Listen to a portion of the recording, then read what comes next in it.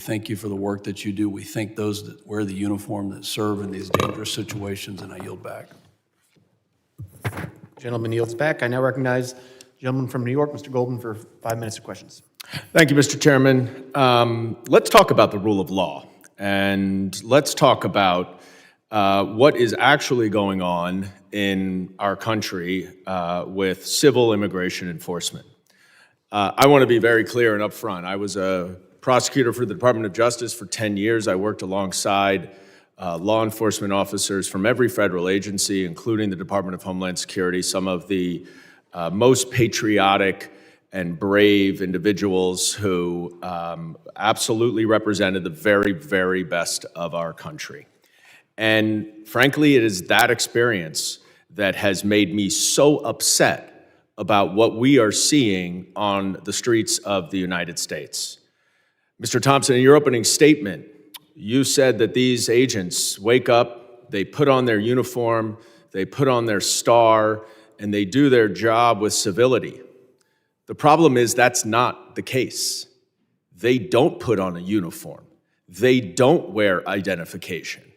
And they go out with masks on to violently, in many cases, arrest unsuspecting immigrants, nonviolent, many of whom are actually here legally.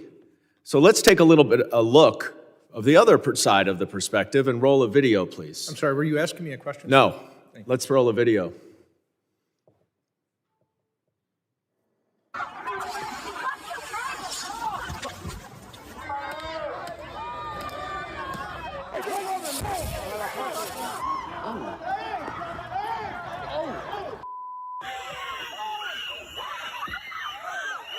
Striking anyone in their sights, including members of the media, repeatedly.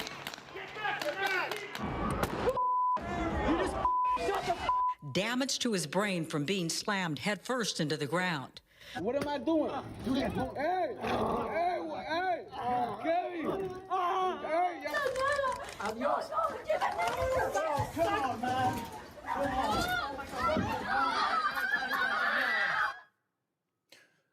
Now, that last clip was from 26 Federal Plaza in Manhattan, in my district.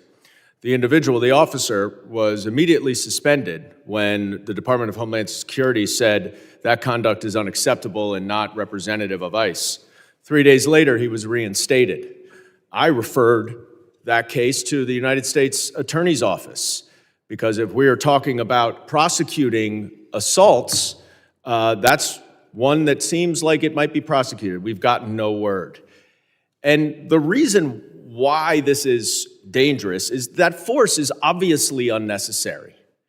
There are no people, no women, no old men, no pellet guns necessary in what we saw on those videos.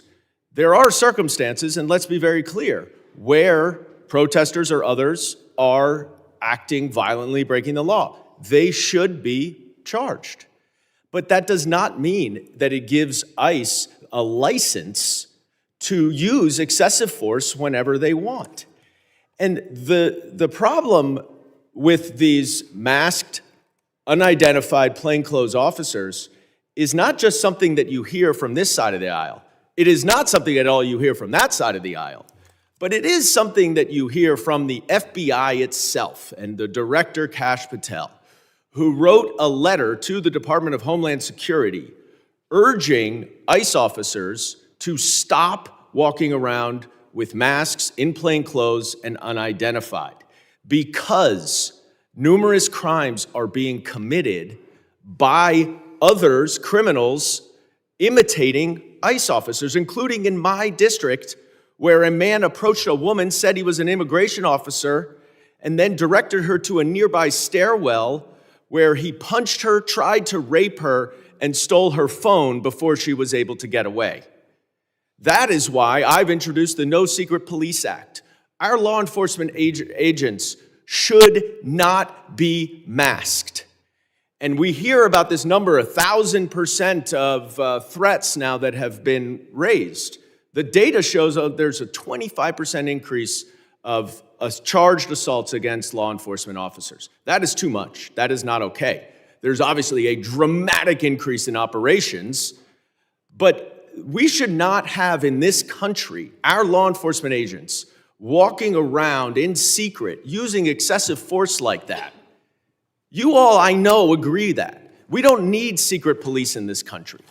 All the criminal law enforcement agents wear masks, as you say, for operational Gentleman's time has reasons, expired. I now not to recognize the hide their gentleman face. from Arizona.